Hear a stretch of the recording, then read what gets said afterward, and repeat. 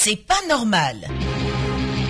Une situation vous déplaît, vous en avez gros sur le cœur, vous êtes exaspéré par un certain nombre d'événements, Radio Côte d'Ivoire vous ouvre une lucarne pour crier votre mécontentement. C'est pas normal. Les gens de la presse aient le courage de dire la vérité aux gens. Si quelqu'un fait quelque chose qu'on dit c'est pas bon, tu viens poser la question aux gens, on te répond, il faut dire ça comme il se doit. Abidjan peut pas être comme ça. Il faut la construire sur Abidjan, c'est pas comme ça qu'il a voulu que l'Abidjan soit. Voilà. C'est pas normal. Je loue maison à Abidjan. C'est pas normal. Non, on s'en va prendre maison. Le locataire, lui, construit ce qu'il veut, il donne. L'État doit vérifier les gens. Le caution, normalement, c'est l'État qui doit donner. C'est pas normal. Du lundi au vendredi, de 8h15 à 8h30 sur Radio Côte d'Ivoire.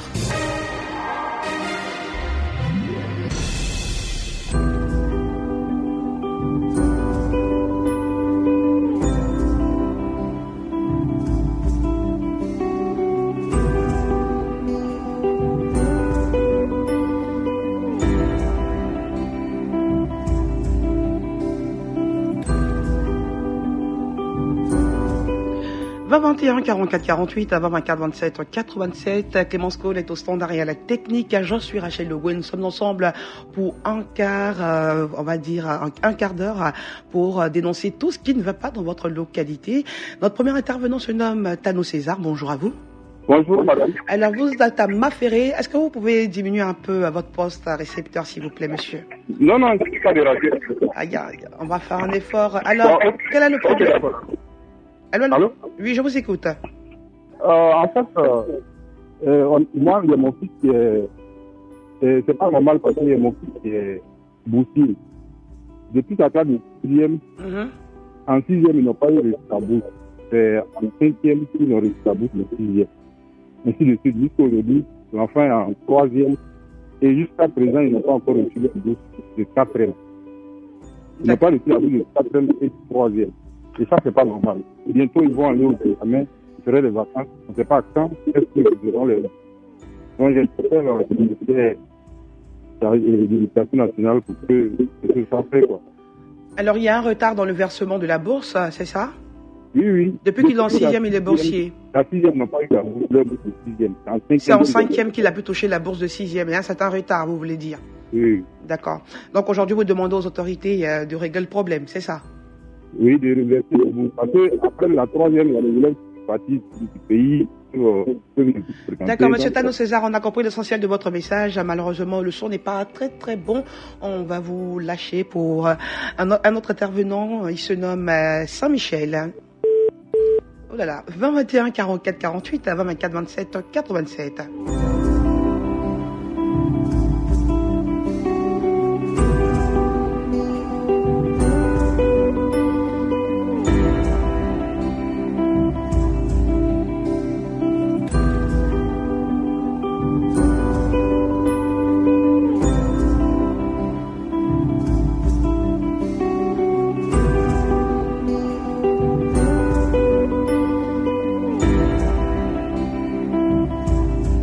À présent sur Grand Bérébi. Bonjour Inzikonan. Bonjour madame. Alors comment allez-vous ce matin? Ça va très bien. Les nouvelles? Mon nouvelle est le prix du caoutchouc. Le prix du caoutchouc? D'accord. On va demander pardon à notre autorité. Ils n'ont qu'à augmenter un peu le prix du caoutchouc et même ils n'ont qu'à fixer. D'accord. Même à Rachid, même, c'est le gouvernement qui fixe le prix. Coton, c'est le gouvernement qui fixe. Mais pourquoi pas caoutchouc? Le caoutchouc, le prix du caoutchouc. Est-ce qu'on peut avoir le prix du caoutchouc en ce moment? Le prix du caoutchouc est 260. D'accord. C'est pas trop ça. Mon Seigneur, lui, prend 50 francs. Mon camion prend 50 francs. Toi, propriétaire, là, tu vas trouver combien? D'accord. Tu vas demander quelqu'un qui va partir transporter en plus sortir au campement. Tout ça là, c'est toi qui payes. D'accord, on vous a bien compris. Je pense que pour fixer le prix, il y a plusieurs études qui entrent en ligne de compte. Tout compte fait, merci d'avoir appelé. J'espère que voilà, vous trouverez rapidement une solution, pourquoi pas, à ce problème. Il nous appelait bien sûr pour parler du prix du caoutchouc. Merci à vous. 21 44 48 24 27 87.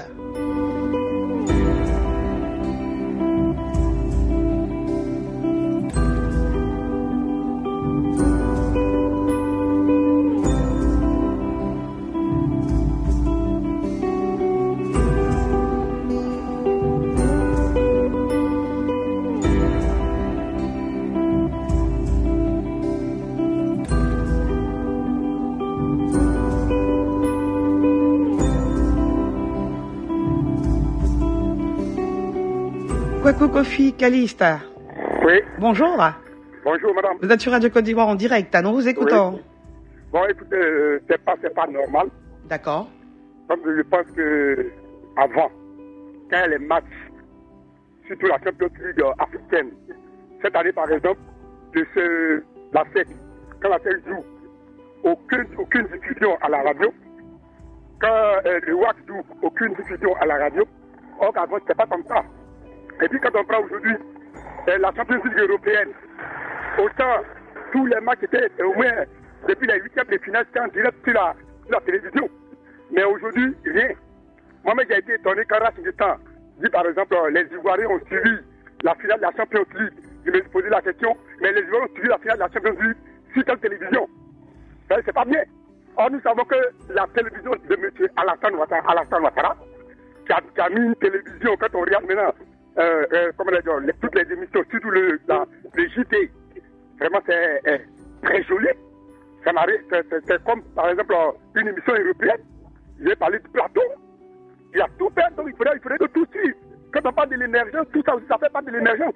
Un pays comme la Côte d'Ivoire, qui ne suit pas la Champions League en direct, non, mais c'est pas normal. Voilà.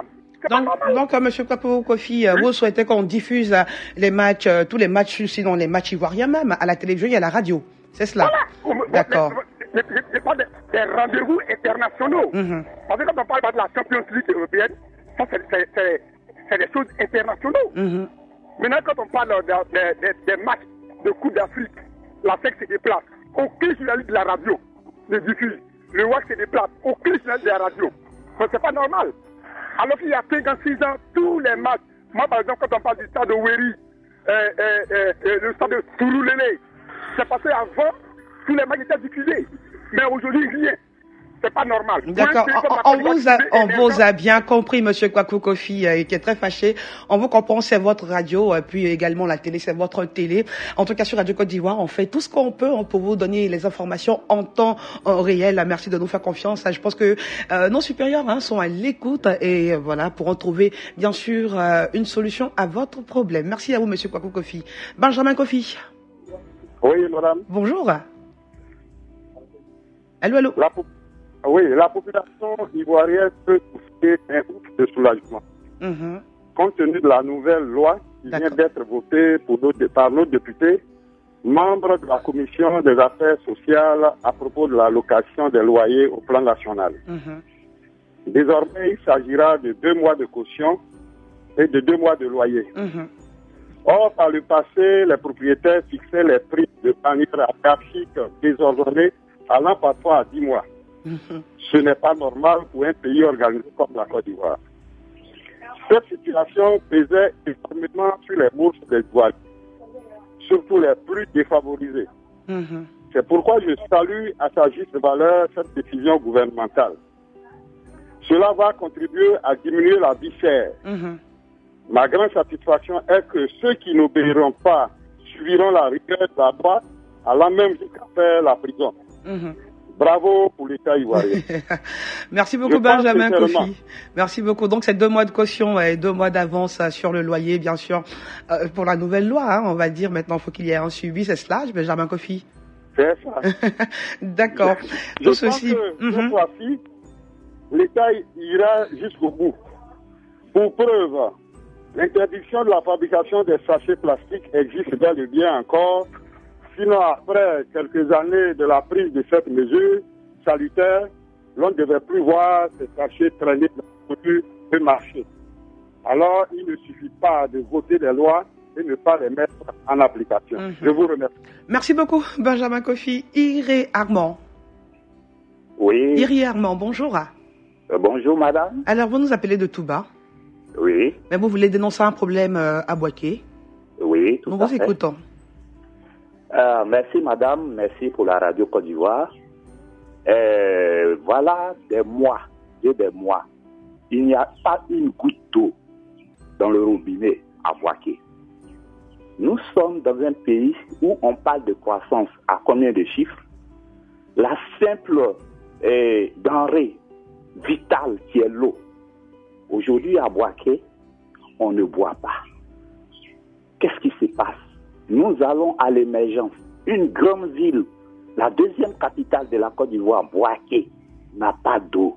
Et qu'est-ce que l'État fait? Parce que ce n'est pas du ressort de la SODEFI. Qu'est-ce que l'État fait pour que l'eau soit à Bouaké? Et vraiment, voilà mon cri de cœur. Tout le monde, moi j'ai ma famille à Bouaké. Et tout le monde, je vais là-bas chaque mois. Ils ont fait des forages. Les forages qu'ils ont fait, tout récemment, c'est encore fermé. Qu'est-ce qui se passe? Où est-ce qu'on va dans cette émergence? Vraiment, c'est un cri de cœur que Bouaké puisse avoir de l'eau. Et en plus, on nous dit que quand tu ouvres ton robinet, le vent qui passe, demain, tu vas payer encore une facture parce que le compteur continue de tourner. Qu'est-ce qui se passe? Donc, vraiment, ça, c'est pour toute la Côte d'Ivoire. C'est pas Bouaké seulement.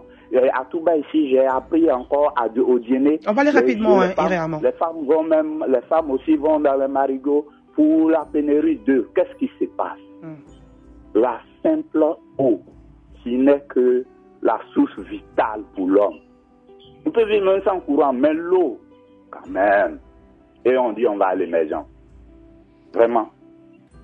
Je suis dépassé par ce qui se passe dans mon pays. D'accord, monsieur Irié Armand qui dénonçait, on va dire, le manque d'eau à Bouaké. Merci à vous et puis bonne journée du côté de Touba. On avait dans ça. Oui, bonjour, Rassou. Alors, vous êtes à Treichville. On avait dans ça. Oui, Rassou. Vous êtes en direct sur Radio Côte d'Ivoire, vous êtes à Treichville. Alors, je vous écoute rapidement. Quelle est votre préoccupation? Ma préoccupation, c'est mauvais conduite de la Côte d'Ivoire. Vraiment, Rassou, vraiment. C'est pas vous normal. Parlez des automobilistes?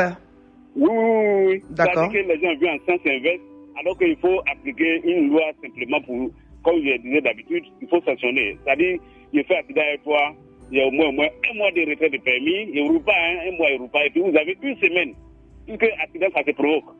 Comme je vous avais parlé il y a un cité CIE à Yopougon, vendredi je suis passé, et puis à Makori, et puis qu'on appelle vers canal entre Makori et Kouma, c'est encore accident. 3 jours, même 3 jours là, il y a eu accident. Donc vraiment, c'est pas normal. Je vois que c'est l'État ivoirien qui a la base de ça.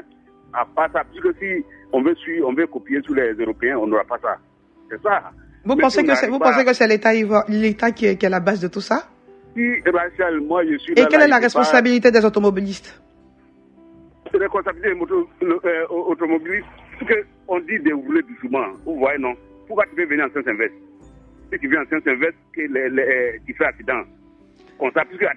Mais il faut quand même aussi dire que les automobilistes ne respectent pas les codes de la route. Voilà. C'est ça, mais qui va l'amener à répéter? Donc, quand il y a un accident, les consaristes, quand ils viennent, vous avez payé 15 000. Vous demandez au gouvernement de sévir, c'est ça?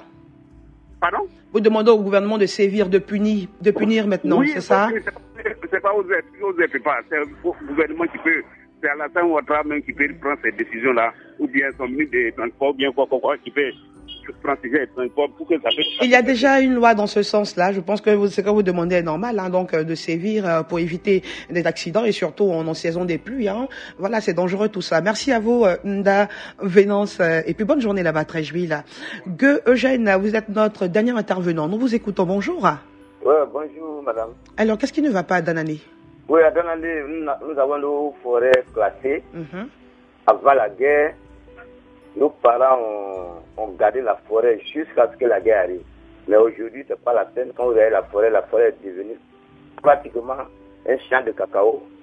Ça fait très mal. Et c'est pratiquement les étrangers qui sont dedans. Mais quand les parents, ça devient un problème. Et tous les problèmes dans la forêt. Pourtant, nous, depuis le temps normal, la forêt là était gardée par les parents. Mais aujourd'hui, la forêt pratiquement est détruite. Mais qu'avez-vous fait, M. Gueugène, à votre niveau pour pallier le problème? Est-ce que vous avez dénoncé ce fait-là aux autorités présentes à Danane? Ça a été tout dénoncé. Jusqu'à même, il y a tous les personnes qui sont à la rentrée de la forêt. Ils voient vraiment que tous les gens sont dedans, ils exploitent. Et ils ne peuvent rien dire. Quand les parents parlent, bon, nous ne savons pas ce qu'il faut dire. Avec ça, on dit vraiment qu'on a un gouvernement. Donc les forces de l'ordre sont là, ils ne savent pas ce qu'ils font. D'accord, donc vous avez dénoncé ce problème-là à vos responsables là-bas d'Anani, mais seulement vous ne trouvez pas de solution. Depuis le début de la guerre, la forêt est détruite. Jusqu'à présent, les lobbies, les Burkinabés sont dedans et c'est eux qui exploitent. Et c'est eux qui enlèvent les cacao qui viennent vendre. Pourtant, depuis temps normal, l'autre est en train de souffrir, il cherche à manger, il ne trouve pas, mais la forêt est là, il ne peut pas rentrer dedans. Mais aujourd'hui, la guerre fait que on ne fait pas ceux qu'on ne connaît pas, c'est eux qui sont dans cette forêt. Monsieur Eugène. Oui. Vous avez fait votre devoir, vous avez appelé sur Radio Côte d'Ivoire pour dénoncer ce problème. Je pense qu'au plus haut sommet de l'État, vous avez été entendu. On espère que rapidement, les autorités d'Anani vont pouvoir réagir face à ce problème pour ne pas que ça dégénère. Merci à vous. Vous étiez notre dernier intervenant dans C'est pas normal de ce jour. Et je vous donne rendez-vous la semaine prochaine. Mais cette fois, vous serez en compagnie de Thierry Angevel. Découvrez l'actualité nationale et internationale sur votre radio. Radio Côte d'Ivoire, 88.0. 88.0 Abidjan. 98 FM Abidjan. 24h/24. Radio Côte d'Ivoire. Numéro 1. Numéro 1. Sur l'info. Sur l'info. Et le sport.